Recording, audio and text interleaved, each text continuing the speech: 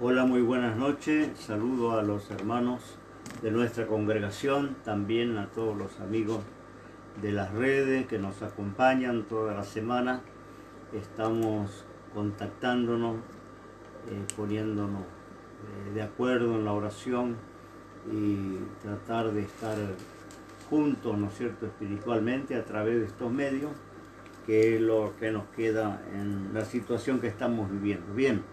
Gracias por seguirnos, gracias por comunicarse, todos los saludos, comentarios que los amigos y hermanos hacen, los leemos a todos y es un gusto tener noticias de aquellos que también nos están escuchando, ¿no? Nos están viendo. Bien, estamos pasando este tiempo tan complicado con la esperanza de que se vaya disipando esta plaga y podamos tener nuevamente libertad de congregarnos, de reunirnos. Verdaderamente creo que cuando perdemos algo lo valoramos, ¿no? Mientras lo tenemos nos acostumbramos, ¿no? Es una cuestión de costumbre, nos acostumbramos al confort, nos acostumbramos al auto, nos acostumbramos a asistir a la iglesia normalmente cuando hay reuniones y verdaderamente valoramos aquello que tenemos cuando lo perdemos, ¿no? Lo mismo es una relación, cuando se pierde se le da valor, se le da importancia. Mientras se tiene, está ahí, sabemos que está ahí y es una forma de acostumbramiento, ¿no? Pero con las cosas de Dios yo creo que esto nos va a servir para dar valor a las reuniones, cuando se convoca en la iglesia, cuando hay actividad en la iglesia, cuando hay cultos de oración, cuando hay reuniones públicas, poder estar firmes, ocupando nuestro banco, nuestro lugar, porque verdaderamente a veces vemos, cuando las cosas están bien, que mucha gente deja de asistir o falta a las reuniones porque tienen compromiso, porque trabaja, porque le aconteció alguna situación y tenemos muchas veces muchos hermanos que congregan de vez en cuando, ¿no? Pero ojalá que esto sirva para cuando se abra de nuevo, cuando podamos tener reuniones públicas nuevamente, que le demos el valor que tener una iglesia cerca. Yo siempre digo, nosotros tenemos muchas filiales en diferentes lugares donde hay familias para evitar que viajen. Hemos procurado abrir, construir un templo y tener una filial cerca para evitar que las familias tengan que viajar, ¿no? Yo siempre le digo a los hermanos que es una gran bendición vivir cerca de la iglesia, ¿no? Poder ir caminando al templo para estar en una reunión y no como hay algunos que no les queda más remedio que viajar y a veces viajar unas cuantas horas para llegar, ¿no? Con todo lo que la complicación que eso implica cuando hay criaturas, cuando hay mal tiempo, cuando es tiempo de invierno. Así que es una bendición tener una iglesia cerca, ¿no? Y también ahora estamos dándonos cuenta que es una gran bendición tener un lugar donde reunirnos, ¿no? Esto lo estamos apreciando ahora que hemos perdido esta libertad de congregarnos. Bien, quiero tocar un tema en esta noche con la ayuda del Señor. Quiero hablar un poquito sobre eh, dos acontecimientos extraordinarios que estamos a las puertas, estamos próximos, que han de suceder pronto y que la Biblia nos relata y que hay mucha discusión con estos dos acontecimientos, ¿no? Estoy hablando de la segunda venida del Señor y del rapto de la iglesia o el arrebatamiento o el traslado, ¿no? Como le quiera llamar. Estamos haciendo algunos programas de radio, dando lugar a preguntas, a interrogantes, y hay muchas preguntas sobre este tema, ¿no? Alguno ha llegado a decir entonces hay tres venidas, porque tenemos la primera venida del Señor, cuando nace en Belén como un bebé, cuando se reviste de carne, de hueso, yo le llamaría encarnación, ¿no? Cuando la divinidad se encarna humanamente y sabemos la historia, cumple su ministerio, muere en la cruz, resucita al tercer día, está con los discípulos por 40 días y luego asciende a los cielos, con la promesa de que iba a regresar un día. Entonces hay dos venidas, primera y segunda venida. La primera aconteció en el siglo I y la segunda venida estamos, bueno, en ansiosa espera y a las puertas. Pero en medio hay otro acontecimiento, que alguno me dijo entonces son tres venidas, no. El acontecimiento que se llama el rapto o el arrebatamiento no se le llama venida porque Él no viene a la tierra, porque nadie le va a ver, y la promesa de la segunda venida era que todo ojo le verá, ¿no? Voy a leer algunos textos, hay muchísimo en la palabra, pero vamos a mirar algo para tener en consideración en esta noche y tener claro, porque son sucesos que van a ocurrir y que la iglesia ha esperado desde siempre. Desde que la iglesia fue fundada, tenían esa esperanza, y esa esperanza no era cobardía, como alguno ha predicado en estos últimos tiempos, ¿no? Que querer irse con el Señor es cobardía porque hay mucha tarea para hacer, ¿no? Es un argumento que ha aparecido por ahí. Otros dicen que eso no va a ocurrir, que la venida del Señor es cuando la persona se convierte, Cristo viene a su corazón, esa es la segunda venida, y que no va a haber tal cosa como la Biblia relata del traslado o el arrebatamiento de la iglesia, ¿no? Hay mucha confusión doctrinaria en este aspecto, pero observemos que la carta, la revelación de Apocalipsis, el apóstol San Juan, hablamos de 2000 años, mucho más de 2000 años atrás, cuando él recibía esta revelación, él concluye, él cierra el libro de Apocalipsis diciendo una expresión que quedó registrada en la Biblia, que es: ven Señor Jesús, ven pronto, amén, sin ven, ¿no? Él cierra el último texto de la revelación, dice: el que da testimonio de estas cosas dice: ciertamente vengo en breve. Y dice Juan, que es el escritor de esta carta: amén, sea así, ven Señor Jesús, ¿no? Es decir, que ¿qué encontramos acá? La esperanza de que el Señor viniera en breve. Y estoy hablando de más de 20 siglos cuando fue escrita esta palabra, ¿no? Aquellos antiguos cristianos tenían la esperanza de la venida del Señor, ¿no? Que fuera lo más pronto posible. Entonces, podríamos decir que ellos eran los primeros cobardes de la fila, porque todo ello, el apóstol San Pablo, Pedro, todos ellos anhelaban la venida del Señor, y dice que no alcanzaron. Hebreo dice, saludaron estas promesas de lejos, no alcanzaron a ser protagonistas. Posiblemente nosotros seamos los protagonistas, seamos quizás la última generación de cristianos, y estamos tan cercanos al cumplimiento de la revelación de la palabra profética que tendríamos que estar alegres y expectantes, como dijo el Señor, levantando las cabezas al cielo, porque la redención está cerca. Bueno, si hay tarea para hacer, por supuesto siempre va a haber, pero no olvidemos que se ha predicado el Evangelio durante 20 siglos, ¿no? A toda criatura, creo que no hay rincón en la tierra donde no haya llegado la palabra del Señor, más con la tecnología que ha acercado la distancia, que nos ha intercomunicado en forma global.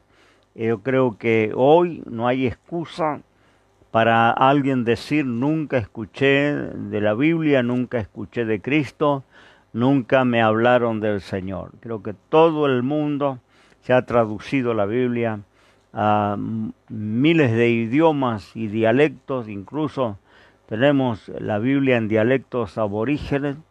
nuestro país está la palabra de Dios en quechua, en mocoví, en muchos pueblos originarios que se le ha puesto la Biblia en su lengua, ¿no? Tenemos la Biblia en braille para la gente ciega. Nosotros asistíamos a un instituto de personas ciegas, teníamos reunión allí y les entregábamos la Biblia, el Nuevo Testamento, en braille, en el sistema braille, para que ellos pudieran leer. Es decir, que no hay excusa, y recordemos que cada 60, 70 años cambian las generaciones. Han pasado muchas generaciones del siglo I y todas esas generaciones han tenido oportunidad. Y seguro si Cristo no viene, habrán muchas generaciones más, ¿no? A las cuales cada una tendrá su momento y habrá una tarea para la iglesia. Pero vamos al tema de lo que volví a referirme primero sobre la segunda venida del Señor, después vamos a ver algo sobre el rapto de la iglesia. Dice, cuando Jesús asciende, después de haber aparecido a por 40 días, más de 500 discípulos resucitados, dando testimonio, dando prueba de que Él había vencido la muerte y había levantado, ¿no es cierto?, de la muerte, y con algunos comió, con algunos caminó, con algunos se dejó tocar, y cuando Él llega la hora de ser levantado al cielo, dice, capítulo 1 de Hechos, verso 9, habiendo dicho estas cosas, viéndolos ellos, fue alzado, y una nube lo recibió y le quitó de sus ojos. Estando con los ojos puestos en el cielo, entre tanto que él iba, he aquí dos varones se pusieron junto a ellos en vestidos blancos, los cuales también le dijeron, varones Galileo, que estáis mirando al cielo, este mismo Jesús que ha sido tomado desde vosotros arriba en el cielo, así vendrá como le habéis visto ir al cielo.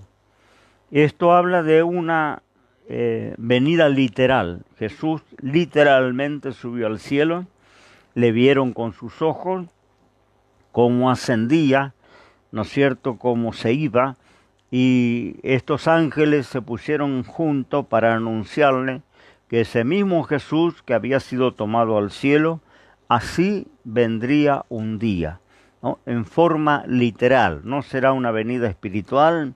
Hay algunos pseudos cristianos que dicen que la venida de Cristo es espiritual, por eso nadie le vio. Algunos dicen que Cristo allá en el cielo pasó del lugar santo al lugar santísimo. Bueno, todos estos delirios doctrinales que no tienen fundamento. El Señor va a venir en forma literal. Lo dice en Zacarías, podemos leer el versículo 4 y 5. Zacarías tenía la revelación de esto. Zacarías capítulo 14, versículo 4 y 5 dice, ¿cómo será la segunda venida del Señor? Se afirmará sus pies en aquel día sobre el monte de las olivas, que está enfrente de Jerusalén, a la parte del oriente y al monte de las olivas. Está dando detalles geográficos exactos de donde Él, ¿no es cierto?, volverá en forma visible. Sus pies se apoyarán en ese lugar, y la tierra se partirá por el medio hacia el oriente y hacia el occidente, haciendo un muy grande valle, y la mitad del monte se apartará hacia el norte y la otra mitad hacia el mediodía.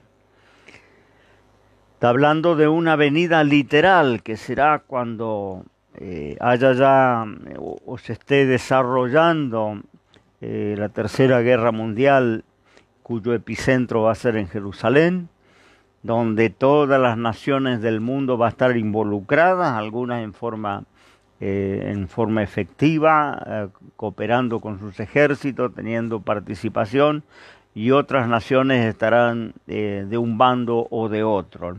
El epicentro será en Jerusalén, por eso siempre decimos a la iglesia que tiene que estar mirando atentamente lo que pasa en Medio Oriente, porque todo lo que acontezca ahí tiene una relación con la palabra profética.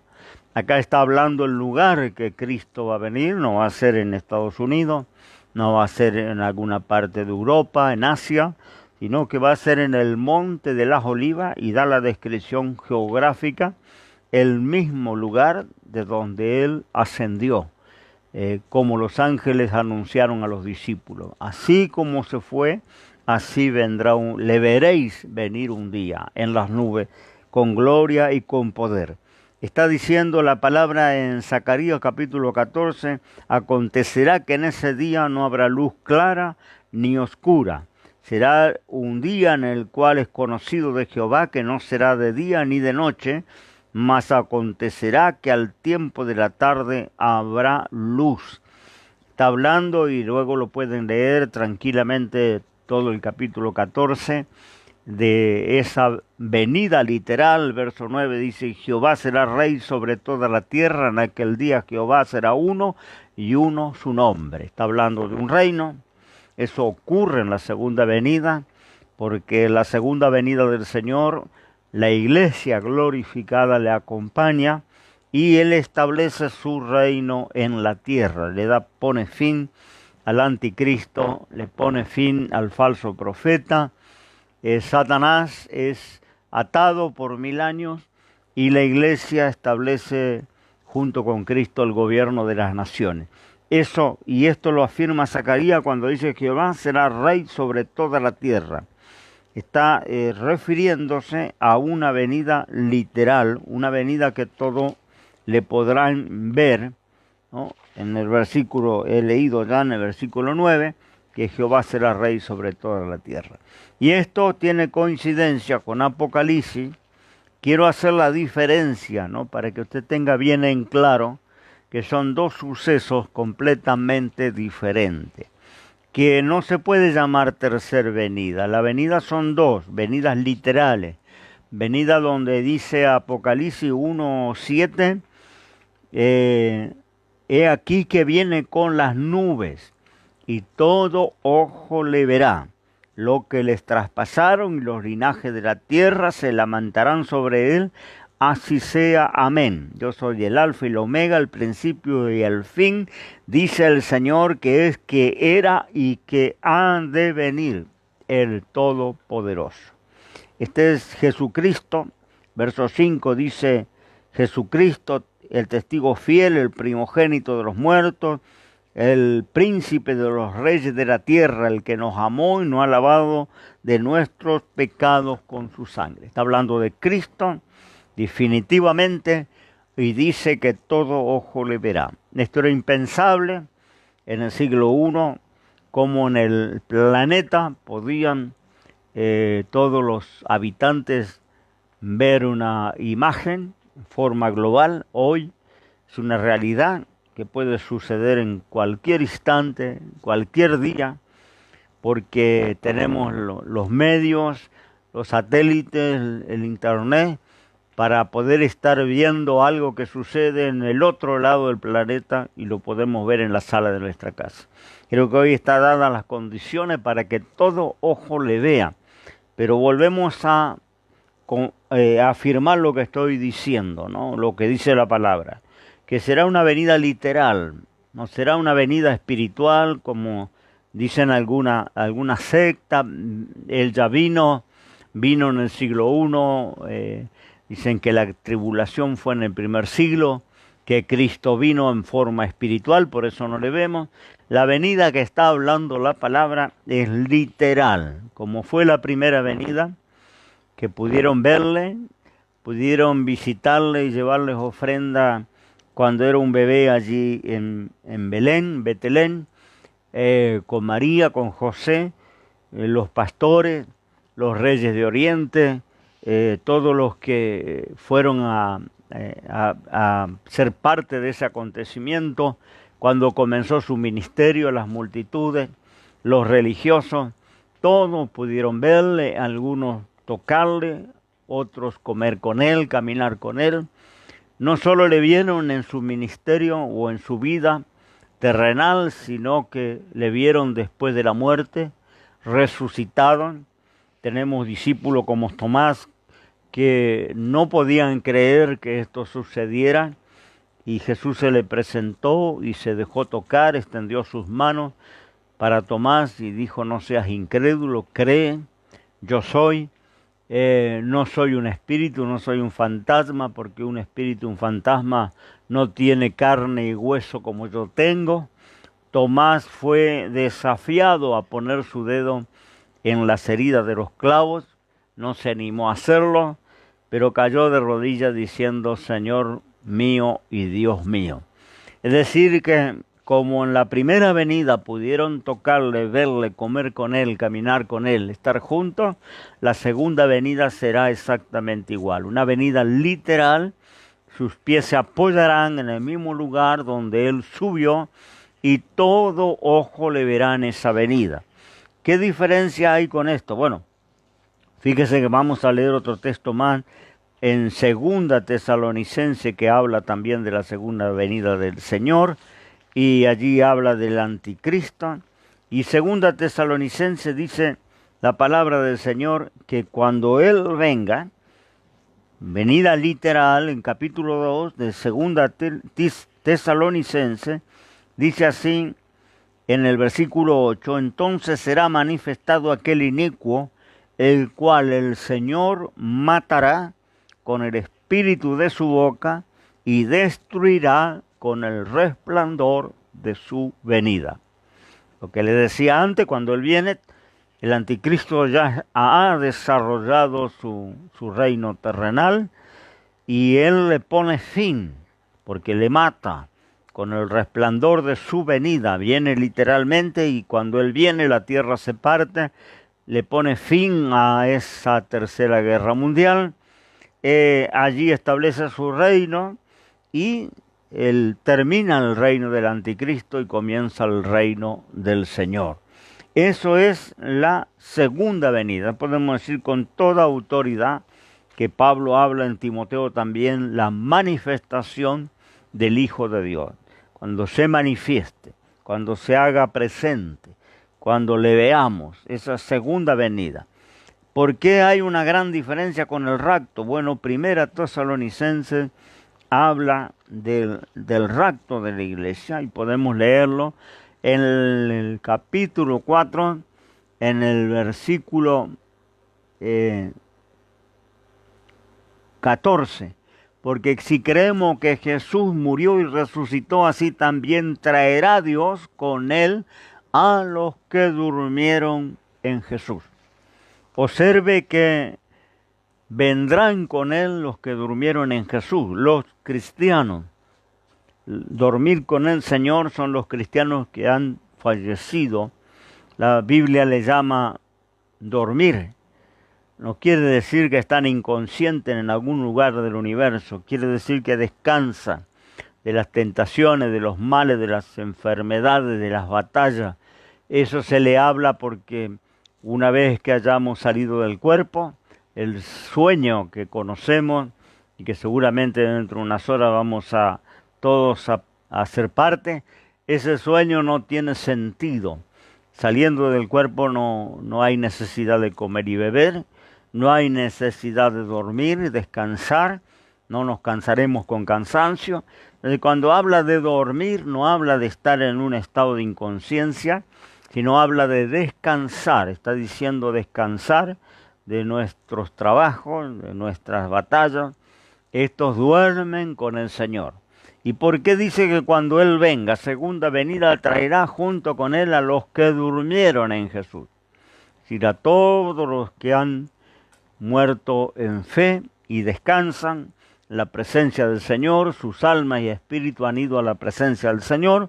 Allí porque precisamente en el otro acontecimiento que se llama el rapto, todos los muertos que han creído resucitarán, recibirán en las almas, se reunirán con cuerpos de gloria, recibirán su vestidura espiritual y se van al cielo, mientras acá acontece la gran tribulación.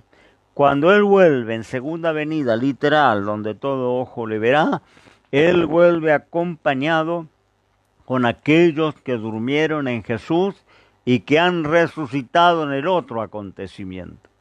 En la segunda venida, con el otro acontecimiento que se llama el rapto, han pasado 7 años según la revelación de Daniel, un periodo de 7 años. Entonces dice, traerá a los que durmieron en Jesús, los que ya están resucitados, que le acompañan. Por eso digo siempre, segunda venida viene con la iglesia glorificada.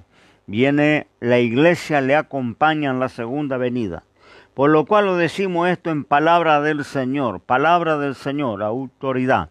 No está diciendo una opinión personal, Pablo. Decimos en palabra del Señor que nosotros que vivimos, que habremos quedado hasta la venida del Señor, no seremos delanteros a los que durmieron. Mire la esperanza que tenían aquellos cristianos. Tenían la esperanza de estar vivos, tenían una certeza de la venida del Señor, aún llegando a pensar que podían estar vivos. Pasaron 20 siglos, ¿no? Pero ellos creían ser la generación que estarían vivos cuando el Señor viniera. Entonces ellos están diciendo, si nosotros estamos vivos cuando esto ocurra, no vamos a ser delanteros a los que durmieron. Los primeros son los que durmieron, los que han muerto en fe. Esos son los primeros en levantarse y recibir su cuerpo de resurrección.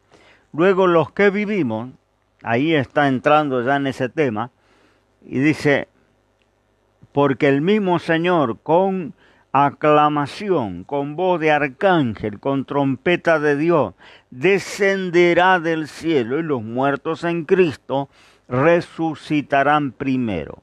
Cuando dice descenderá del cielo, tenemos que entender que tenemos 3 cielos. Hay un cielo que todos vimos hoy con la luz del día, que es donde están las nubes, y ese cielo azul que todos podemos ver. Es el primer cielo. Hay un segundo cielo donde están los planetas, los astros y las estrellas, que solo pueden ver los científicos con aparatos de alta precisión y más o menos, ¿no? Porque son distancias siderales, imposibles del ojo humano poder contemplar en forma cercana. Ese es el segundo cielo. Y el tercer cielo, donde ningún ojo todavía ha podido ver, que es donde mora Dios y los ángeles del cielo. Ese es el universo, la creación de Dios. Cuando dice descenderá del cielo, tenemos que comprender que no viene al primer cielo. Como la segunda venida, le vamos a ver atravesar segundo cielo, el primer cielo, y bajar en la tierra y poner sus pies en el monte de las olivas. En el arrebatamiento de la iglesia, dice descenderá del cielo porque sale del tercer cielo al segundo cielo, no al primero, por eso nadie le ve. Y nosotros lo que vivimos, ellos creían que podían estar vivos, los que quedamos juntamente con los que han resucitado, no primero, pero acompañando después a los que han resucitado, seremos arrebatados en las nubes a recibir al Señor en el aire. En la otra venida hemos comprobado por las Escrituras que la venida era literal y que apoyaba sus pies allá en Jerusalén. Y había un acontecimiento cuando Él descendía y venía con los santos, con la iglesia glorificada. Ahora está diciendo que seremos arrebatados, de ahí la palabra arrebatamiento, que algunos dicen no está en la Biblia. Sí está en la Biblia el concepto. Y si no le gusta la palabra arrebatamiento, bueno, podemos llamarle rapto, podemos llamarle traslación. La iglesia va a ser trasladada en gloria. Pero dice, nosotros subimos al cielo en las nubes, seremos arrebatados en las nubes, a recibir al Señor en el aire. Esto es otro acontecimiento. Por eso no se le llama segunda venida, porque venidas son 2. literalmente. Esto es un acontecimiento que está en forma intermedia antes de la segunda venida. Nosotros subimos, nos encontramos en el aire y así estaremos siempre con el Señor. Este es el concepto o la enseñanza del rapto de la iglesia. Apocalipsis 11:12, tenemos otro texto allí para corroborar lo que le estoy diciendo. Apocalipsis capítulo 11, versículo 12. Vamos a dar lectura a este pasaje.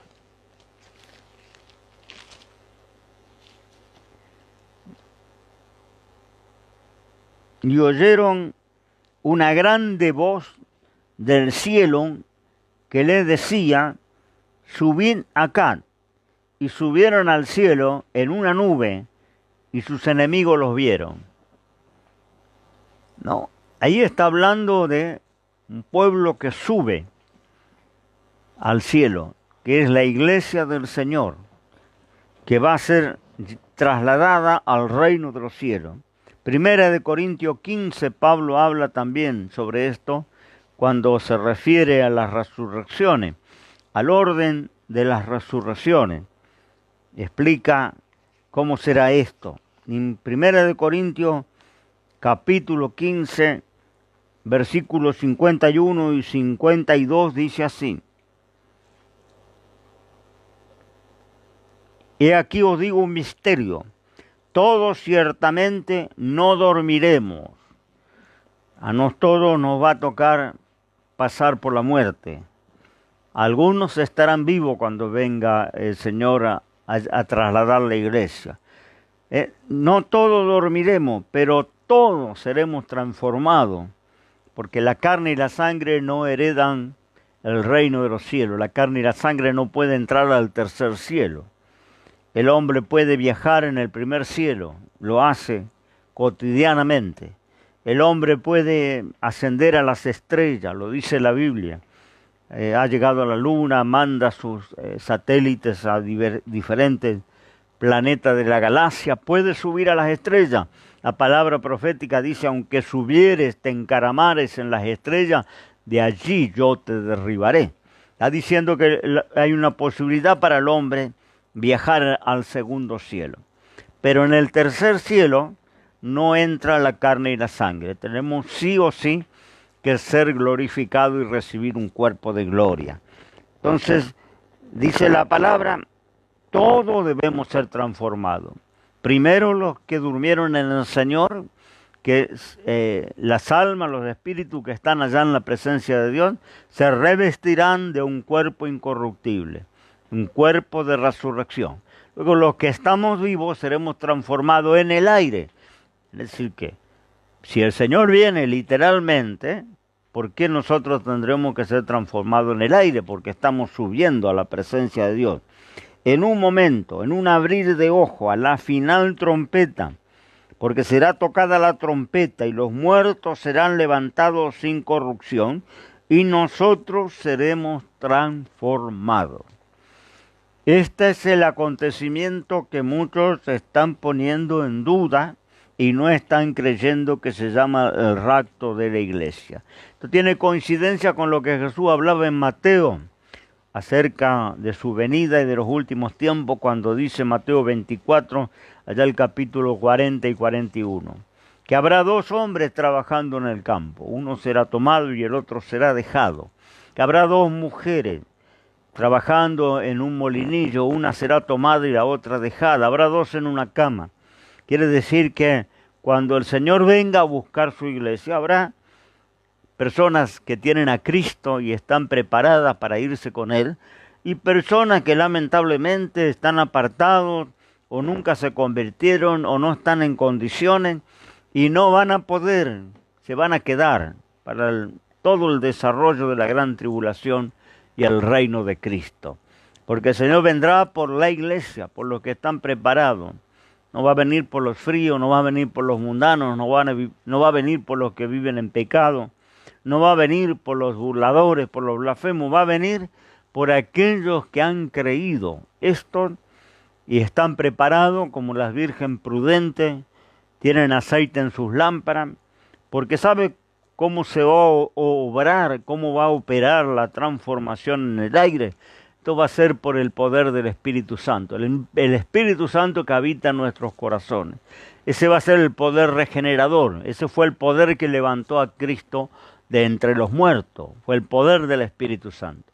Y ese poder va a transformar al creyente en los aires, va a transformar este cuerpo en un cuerpo de gloria. Más le digo, en la historia bíblica tenemos dos acontecimientos que yo le llamo adelanto o prueba de fe, ¿no?, de lo que estoy hablando, el rapto de la iglesia. Hay dos acontecimientos que son garantía o testimonio para aquellas generaciones de lo que el Señor iba a hacer.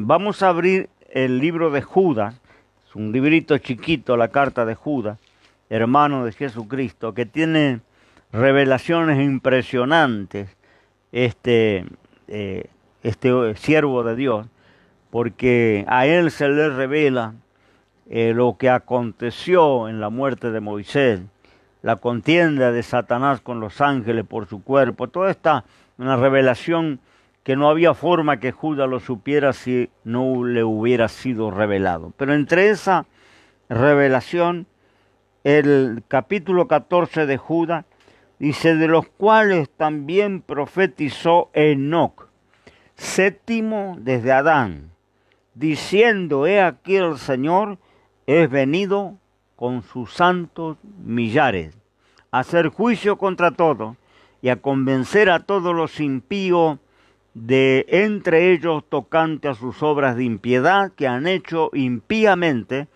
y a todas las cosas duras que los pecadores impíos han hablado contra él.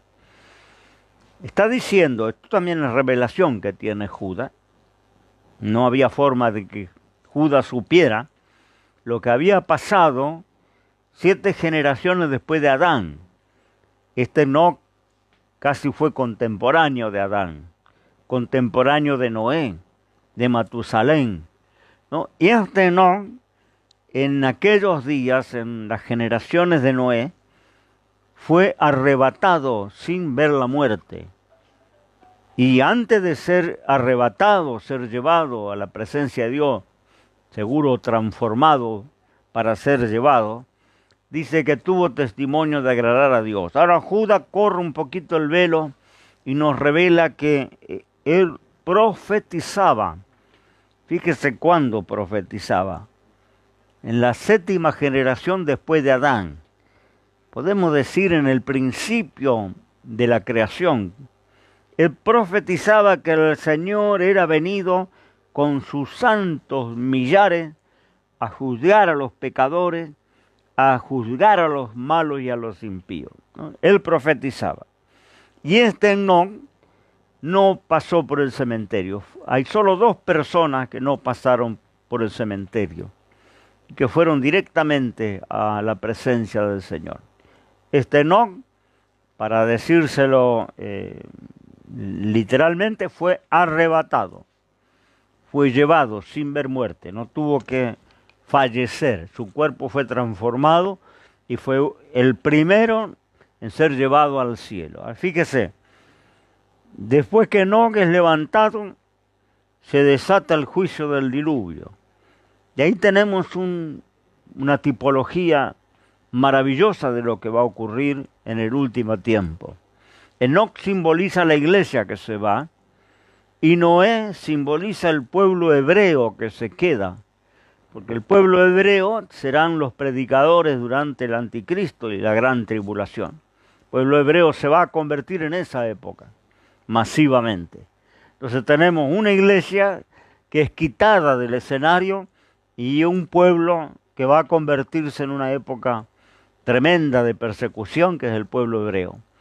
Eso está prefigurado en aquellos principios, cuando Enoc es llevado al cielo y Noé se queda para el juicio de Dios. Noé es el predicador del juicio, que fabrica el arca y que finalmente, bueno, los juicios destruyen a todos los seres vivos, a excepción de Noé y su familia. Pasa la historia, llegamos a la dispensación de los profetas y vamos a encontrar el segundo hombre que no ve muerte. Que este hombre que no vio muerte se llama Elías, el profeta Elías. También es arrebatado en una época de apostasía, una época en que Israel estaba cayendo en idolatría. Elías es arrebatado al cielo, también primicia, adelanto o testimonio, como le quiera llamar, de lo que el Señor va a hacer en el último tiempo con la iglesia. Elías es arrebatado sin ver muerte, es el segundo ser humano que no tiene que pasar por el cementerio, y Eliseo, que es el profeta que le va a suceder, se queda para una época muy oscura en la vida del pueblo hebreo. Ahí tenemos nuevamente otro testimonio de lo que el Señor va a hacer en el último tiempo. Porque ya nosotros estamos llegando a ese tiempo, ¿no?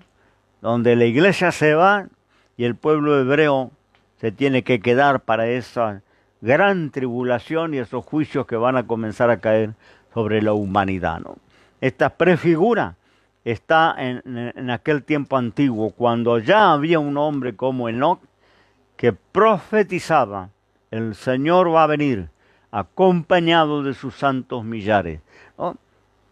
Vuelvo a decir, como nosotros, cuando han pasado, podemos decir, más de 6.000, 7.000 años, cómo nosotros, que estamos a las puertas, podemos dudar de estos acontecimientos. Usted puede creer lo que mejor le parezca. Si no quiere creer en el arrebatamiento, empieza a leer el Apocalipsis, porque usted va a tener que transitar esa historia de aflicción. Empieza a estudiar las figuras, los símbolos, los tipos. Preocúpese por el sello de la bestia, preocúpese por la persecución, preocúpese por todo esto, porque seguramente usted no cree, usted no se va a ir con el Señor. Pero los que creen, podemos decir como Juan: ven en breve, Señor, amén, sí, ven, ¿no? Y el Señor decir: no vengo presto, ¿no? El Señor viene pronto y va a venir a quitar la iglesia. Podríamos seguir toda la noche considerando estos pasajes, ¿no? Tesalonicenses dice que no se puede manifestar el hijo de perdición, no puede aparecer mientras no sea quitado del medio lo que le impide. Segunda Tesalonicenses capítulo 2. ¿Qué es lo que impide? La iglesia. Lo he explicado muchas veces, la iglesia es una barrera espiritual, no permite al infierno desarrollarse en toda su furia. La iglesia tiene que ser quitada del escenario primero. La iglesia no va a pasar a la gran tribulación. No se aflija. Si pasamos estos principios de dolores, este pequeño adelanto que el Señor permite para que el mundo se vuelva a Él, el mundo se arrepienta, la iglesia busque la santidad, vuelva a la palabra. Dios permite estos primeros principios de dolores. Pero la gran tribulación, esto no vamos a estar acá. A mí no me afligen la figura, quién es el anticristo, dónde van a ser, cuál es el sello. No se preocupe, hermano cristiano, por esto. Esto no es para nosotros. La iglesia en el capítulo 3 de Apocalipsis desaparece de la tierra, no está más. Te va a encontrar del capítulo 3 de Apocalipsis en adelante una iglesia en gloria, una iglesia en el cielo, porque esta será la realidad. Entonces tenemos dos venidas, literales son dos venidas, pero en medio hay un acontecimiento que yo no me quiero perder. Yo creo en esto y predico esto, y los antiguos creían esto, y lo explicaban con lujo de detalle, diferenciando muy bien el traslado, el rapto, de la segunda venida del Señor. Segunda venida del Señor, la iglesia, los santos le acompañan, ¿no? Y esto está en Apocalipsis también, allá en el capítulo 19, ¿no? Aquel caballo blanco, ¿no? Los ejércitos del cielo le seguían. El que lo montaba era llamado fiel y verdadero. Este está hablando de la segunda venida de Cristo, que viene para reinar, que viene con poder, con gloria, no como la primera que vino para ser martirizado, que vino como cordero mudo para compadecer delante de sus trasquiladores. Esa es la primera venida. La segunda venida y el rapto de la iglesia. Esa es la doctrina bíblica. Crea, confíe, estamos a las puertas, Señor viene pronto y nos está dando un adelanto de lo que va a pasar para los que se queden.